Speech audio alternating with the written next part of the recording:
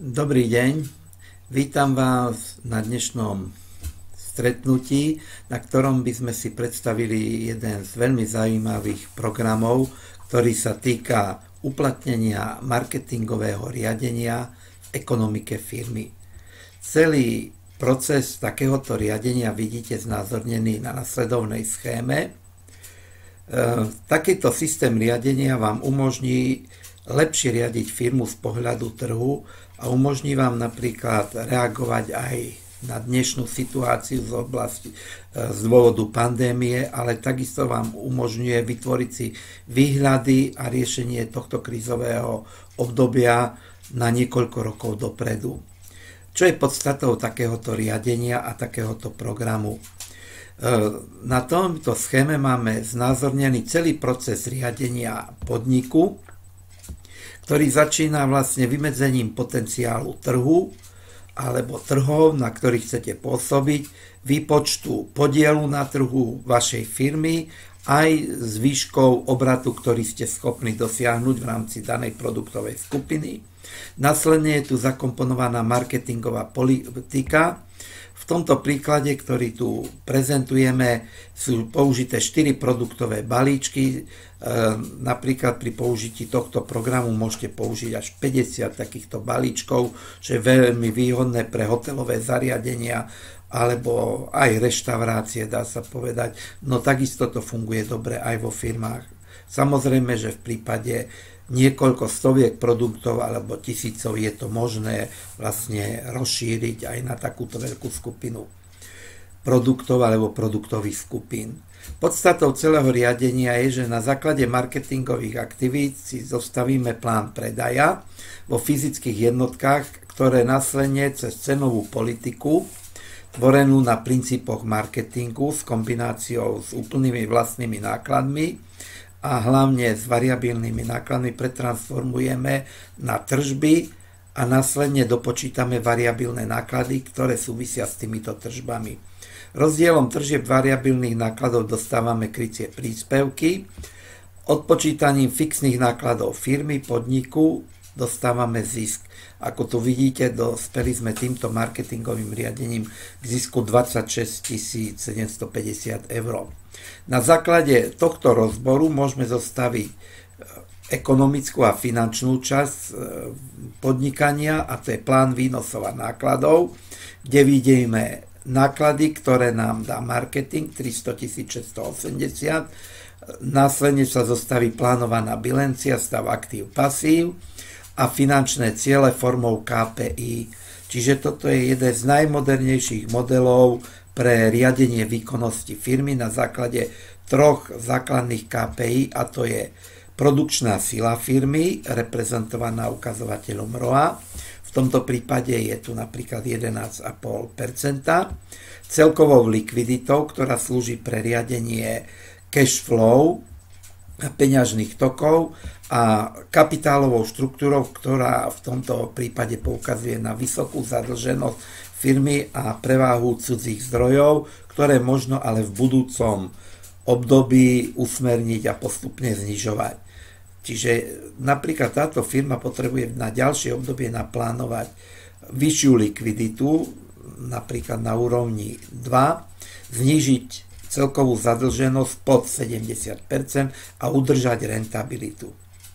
Toto je základný model, v ktorom zároveň vidíme aj hodnoty, ktoré vlastne sú pre rok 2020 vo firme naprojektované. Tento program využíva vlastne 3 také know-how, ktoré používame a ktoré sme vyvinuli v našej firme. V prvom rade je to CVP model, čiže analýza bodu zvratu na základe mnohoproduktovej štruktúry. To znamená, pomocou tohto modelu vieme vypočítať cenovú politiku a objemy predaja tak, aby sme dosiahli bod zvratu a krycí príspevok, ktorý nám pokrie fixné náklady. Keď do tohto príspevku zakomponujeme zisk, dostávame vlastne fixné náklady aj so ziskom. Iná metodika takéto presné výpočty neumožňuje, pretože táto metodika CVP umožňuje zároveň stanoviť aj kritické hranice predajného množstva, ktoré potrebujeme realizovať na druh. na trhu. Druhým takým know-how, ktorý bol použitý v programu, je určenie podielu na trhu, ktorý vlastne počítame na základe celkového potenciálu trhu. Tu bol napríklad 3 milióny eur na vymedzenom regionálnom území a na základe neho a známych tržieb podniku a konkurencie pomocou kritických faktorov úspešnosti vieme ovplyvňovať trhový podiel a postupne ho z 10%, ako je tu uvedené v modeli, vieme zdvihnúť na 12-15% podľa toho, ako efektívne budeme pôsobiť na jednotlivé faktory úspešnosti. Pri modeli sme použili originálne know-how v oblasti finančného plánovania, ktoré vám vlastne na základe týchto údajov, ktoré sú transformované z marketingu do ekonomiky podniku a do finančného plánu, pomôže zostaviť plán výnosov, nákladov, bilanciu a vypočítať stanovené KPI. V prípade, že KPI sa odlišujú od našej vízie a cieľov, môžeme ich upresniť a nahradiť ich optimálnymi hodnotami, ako napríklad v tomto prípade 11, 2 a 55 až 60%. Celý tento systém umožňuje modelovať výsledky. Po zostavení finančného plánu a marketingového plánu vlastne môžete pristúpiť k riadeniu podniku a ovplyvňovaniu výsledkov. Výhodou tohto systému je, že toto, čo všetko tu naplánujete, dokážete aj odkontrolovať. Je to typický kontrolingový systém, cieľ, plán, skutočnosť, odchýlka, ale využíva v sede prvky marketing manažmentu. V ďalšej časti by som vám ukázal, ako sa vlastne s týmto produktom pracuje a ako vlastne vypočítate jednotlivé hodnoty. Všetko začína na trhu a zisťovaním potenciálu trhu. Napríklad tu uvažujeme, že v danej lokalite sa pohybuje počet zákazníkov okolo 300 000 a uvažujeme, že každý zákazník si urobí jeden nákup v priebehu roka.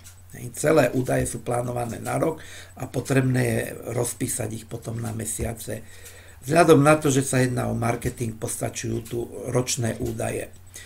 Odhadnutá je priemerná cena nákupu, čiže každý zákazník v priemere minie 10 eur, to znamená, že niektorí minú 50, niektorí 1 euro alebo vôbec nič, v priemere to vychádza na 10 eur.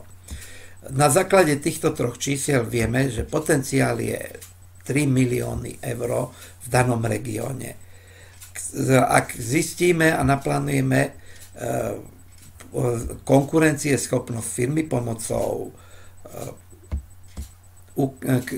ukazovateľov kritických faktorov úspešnosti, vieme zistiť percentuálny podiel na trhu, ktorý má naša firma. Tu vidíme niekoľko hotelov, ktoré sú tu uvedené ako príklad.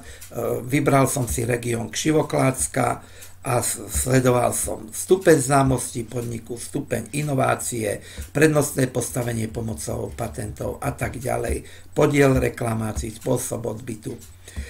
Zadaním váhy a bodového hodnotenia za každú firmu alebo konkurenčnú jednotku plus sledovaný podnik získame vlastne obraty na danom trhu, do ktorých firiem koľko vlastne tých finančných prostriedkov pôjde. Takto sme vypočítali, že do firmy Hotel Sýkora pôjde 300 680. V prípade, že zvýšime stupeň známosti podniku na 8, vidíme, že do tohto hotela sa objem tržieb zmenil a vstúpi tu až 336 000 a podiel sa zvýši na 11,2%. Čiže oplatí sa sledovať tieto kritické faktory úspešnosti a postupne riešiť tieto problémy alebo ich vplyvy a zamerať sa na tie faktory, ktoré vykazujú najnižšie hodnoty. Takto sme si stanovili trhový podiel a tržby, na ktoré sústredíme svoju pozornosť, čiže za týchto aktivít vieme dosiahnuť na trhu 300 680 tržieb. Tržby podľa marketingovej politiky, ktorú navrhneme, by mali sa blížiť k tejto sume. V tomto príklade sme ich zrovnali. Čo k tomu potrebujeme? Marketing pracuje teraz s údajmi. Zadefinovali sme si 4 typy produktov: ubytovanie, stravovanie, doplnkové služby a ostatné. A ceny. Cena za ubytovanie priemerná 56, za stravovanie 9,89, doplnkové služby 70,88 a 10 eur je za ostatné doplnkové služby. K tomu potrebujeme poznať vždy variabilný náklad. Bez znalosti nákladov nie je možné vôbec vlastne efektívne riadiť podnik. Čiže za prvý produkt nám vychádzajú variabilné náklady na ubytovanie 17, stravovanie 4,50, doplnkové služby 3,60 a tak ďalej. Cena minus variabilné náklady nám dáva krycí príspevok. Z krycieho príspevka si vypočítame príspevkové rozpätie v percentách. Čiže ubytovanie nám pokrýva krycí príspevok 69%, tu je 54, 54 a 58%. Ďalej sa pozrieme na objemy predaja a odhadneme percento predaja spolu 100 týchto produktov na trhu. Tu je odhadnuté na 27, 40,4, 23,6, 5. Prepočítaním cez tieto ukazovatele dostaneme, že objemy predaja sú 1440, 13 500 a tak ďalej, dokopy 25 440. Prenásobením objemu predaja s cenami dostávame tržby 300 680. Fixné náklady, ktorými uvažujeme za podnik, musíme taktiež poznať. Za tento podnik odhadujeme ich na 150 000 eur. Rozpočítajú sa podľa percenta krycieho príspevku rovnomerne na každý produkt 10 000, 78 000, 51 000. Tým dostávame vlastne 150 000. V prípade, že sa zmenia a niektoré služby nakúpime alebo ich znížime napríklad na 110 000, všetky ukazovatele v modeli sa prepočítajú a vyjde nám výsledok 66 000 zisku, 110 fixné náklady a iný rozpis nákladov. Celkový zisk je samozrejme zasa iný. Keďže ponúkame rôzne služby, niektoré služby nám nesú zisk, ale na niektorých môžeme byť stratoví. Čiže keď sme stratoví na mieste UVN-ky zisku, neznamená to, že ten produkt je zlý. Dôležitý je krycí príspevok, aby bol kladný, čo je v tomto prípade splnené. Teraz vypočítame si body zvratu, čiže použijeme na to know-how, ktoré sme vyvinuli. Tu máme klasickú CVP analýzu, tu je tých 308 000, variabilné náklady 123 000, krycí príspevok 176 000. Stačí nám zadať ceny, ktorými chceme uspieť na trhu, variabilné náklady, automaticky sa nám v kolónke predaj bod zvratu nadstaví bod zvratu, objem vo fyzických jednotkách, koľko v ktorej skupine produktov alebo produktového balíku máme predať. Tu vidíte kritické hodnoty, keďže sme nedodržali komplexne tento balík, upravili sme ich na reálne čísla, ktoré zodpovedajú trhu a tie vidíte v tabuľke. Tým pádom sme vlastne vymodelovali zisk 26 750. Takto sme prepojili trhový podiel a zlepšovanie úspešnosti na trhu s bodom zvratu a dostali sme ich do komplexného systému riadenia firmy. Potenciál trhu, podiel na trhu, produktové balíky, predaj, tržby, variabilné náklady, krycie príspevky, zisk. Všetko sme urobili v rámci tohto jednoduchého modelu, ktorý vlastne vie efektívne riadiť aj firmu v čase pandémie a dokáže vám optimalizovať tieto náklady alebo aspoň minimalizovať straty a následne vám pomôže prejsť do ďalšieho obdobia s pozitívnym výsledkom. Budeme ale ďalej pokračovať a pretransformujeme marketingové riadenie do ekonomiky a financií v podniku, a to do plánu výnosov nákladov, následne do bilancie finančné cieľu. K tomu nám slúži program Finančný plán, ktorý vidíte na nasledovnom obrázku, ktorý vlastne umožní pretransformovať tieto hodnoty, ktoré sme si získali marketingom, do podnikovej ekonomiky. Vidíme, že tu je rentabilita ROA 11,5, celková likvidita 1,225. Výnosy boli stanovené takto, náklady sme vypočítali v takej výške. Ak ich pozrieme z CVP analýzy 123 930 150. Postupneme ich na základe účtov hlavnej knihy. V tomto prípade sme použili syntetické účty, rozpíšeme na jednotlivé položky. Tu ich vidíme, spolu je to znova daný počet výnosov a nákladov, čiže 300 680 a vidíte tu pri šeskových účtoch a ďalej 273 930. Ďalší rok si už plánujeme tu na základe toho, čo sme si stanovili v roku 2021 a môžeme pokračovať v plánovaní ďalších období. Podobne rozpíšeme náklady a môžeme si vymodelovať, zostaviť finančný plán na ďalšie obdobia. Keď si stanovíme náklady, následne si doplníme údaje do súvahy. To znamená, v prípade, že sme tam vložili nejaký kapitál alebo máme nejaké súvahové položky, doplníme to do súvahy zapísaním, napríklad tu sme uviedli 5000 eur vklad, 5000, ak chceme uvažovať ďalšie obdobia, 5000 eur vklad, takže to by vyzeralo následovne. Všetky tieto údaje sa nám spočítajú a premietnú sa nám do plánu do cash flow, kde vidíme peňažné toky v jednotlivých obdobiach, počet peňazí na začiatku účtovného obdobia, na konci účtovného obdobia. Zistíme to tak, že vlastne si tieto peniaze odpočítame alebo získame ich z súvahy nepriamou metodou výpočtu cash flow. Celý cyklus toku peňazí nám riadi tzv. Cyklus cash to cash, kde každý rok sledujeme výšku peňažných tokov a stav na účte. Ich výšku ovplyvňujeme stanovením doby obratu pohľadávok, záväzkov, napríklad tu je 264 dní, keď túto dobu znížime napríklad na 250, vidíme, že objem finančných prostriedkov nám klesá, pretože sme vyplatili záväzky. Podobne vieme riadiť zásoby. Na základe týchto údajov sa nám zostaví plán výnosov a nákladov podľa výkazov, ktoré sa používajú v súčasnosti, a takisto máme vypracovanú plánovanú súvahu aj s výhľadom na ďalšie obdobia.